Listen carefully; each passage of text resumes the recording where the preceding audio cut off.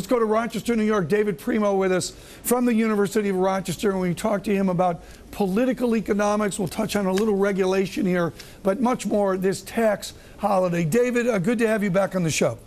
It's great to be with you. Thanks. The payroll tax holiday, everybody wants the end result, but we're arguing about how to get there. That's business as usual, isn't it?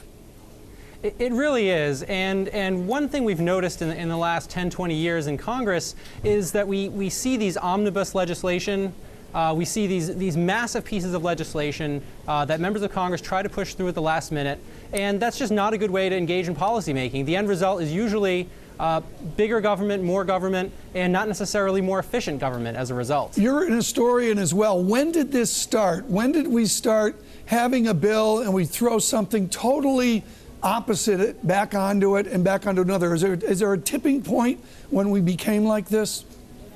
I mean, I think we really started to see it in the 1980s and the 1990s, and now into the 2000s, when you had divided government and you had a desire to get around many of the new rules that were created in the 1970s when the House Democrats, when there was a big influx of House Democrats, and you saw the battles between Reagan and Tip O'Neill, and you ended up with grand compromises. And grand compromises can be good under some circumstances, but often it just means that everybody gets a little bit of something, but that isn't necessarily, again, efficient government. Here's the Social Security payroll tax leveling just above 100,000 at 106,000 and change.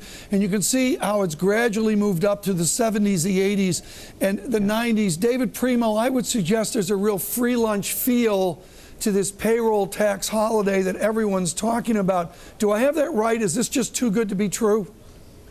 Well, as long as we're paying out benefits and as long as we've promised to pay out benefits, eventually that revenue has to be raised. And this is a common tactic in Washington. You postpone until tomorrow the hard choices and the hard decisions.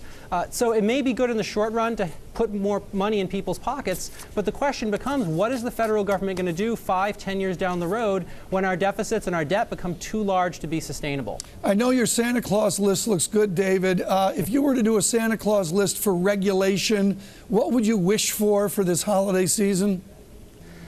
I'd wish for some additional budget rules, preferably constitutional rules that would actually force legislators to make the hard decisions on spending.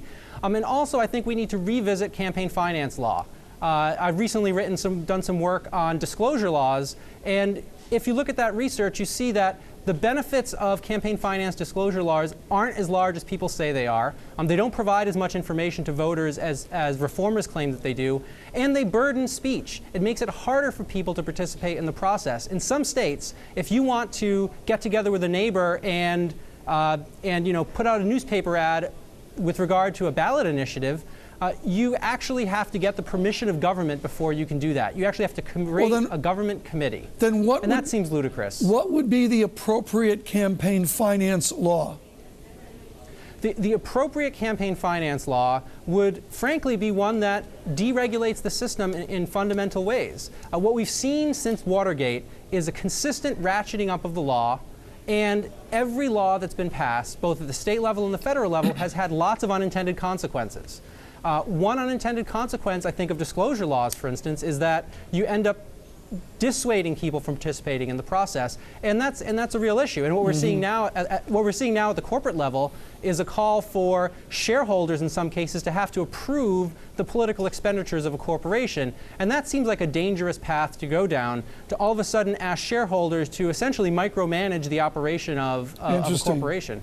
Oh, you can see that, folks, at Professor Primo's website at the University of Rochester. That's his wheelhouse, campaign finance and regulation. David Primo, thanks for that update, particularly on the payroll tax holiday.